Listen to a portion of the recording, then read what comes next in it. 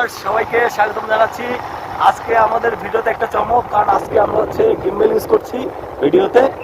আর কাজল bro যেহেতু অনেক দিনের একটা শখ ছিল যে আমরা এরকম একটা ভিডিও বানাবো, তো আমাদের ইনস্ট্রুমেন্ট সমস্যা ছিল, তো আল্লাহর রহমতে আমাদের এই ইনস্ট্রুমেন্ট সমস্যাগুলো সমাধান হয়েছে।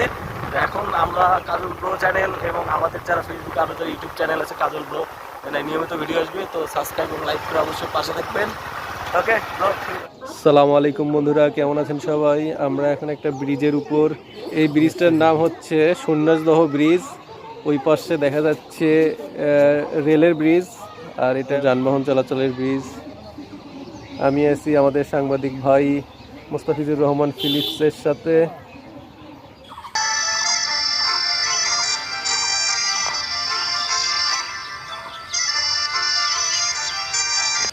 কবির ভাষায় ফুল ফুটুক আর নাই ফুটুক, আজ বসন্ত।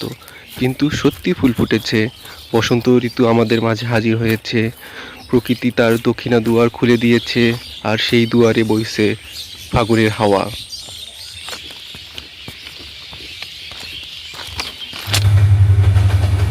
এটা হচ্ছে বুড়িমারি এক্সপ্রেস, ঢাকা থেকে আসে। ট্রেনের প্রতি অন্যরকম এক ভালো লাগা রয়েছে আমার। ট্রেনে চড়তে ভালো লাগে, দেখতে ভালো লাগে। আমাকে একজন ট্রেন লাভারও বলতে পারেন। ফাগুন লেগেছে বনে বনে, ডালে ডালে, ফুলে ফুলে, পাতায় পাতায়। রবীন্দ্রনাথ ঠাকুর ফাগুনের বনকে দেখেছেন ফুলের সম্ভারে। ফাল্গুন মাস এসেছে কিনা তা বোঝার জন্য এদেশের প্রকৃতি রাজ্যে একটু দৃষ্টি ফেললেই হবে। শীতের শীর্ণ পাতাঝরা গাছের ডালে ডালে ফুলের অপূর্ব উন্মাদনা। এই ব্রিজের পাশে শিমুল গাছটা, শিমুল গাছের নিচে একটা টি স্টল রয়েছে। গ্রাম্য পরিবেশে, নিরিবিলি সুন্দর পরিবেশে এক কাপ লাল চা আসলে অসাধারণ।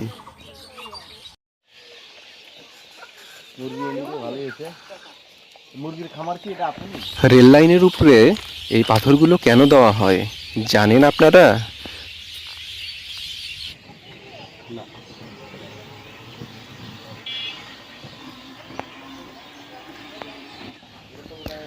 এমন সুন্দর একটা নিরিবিলি পরিবেশে চায়ের দোকান, এখানে এক কাপ লাল চা না খেলেই নয়।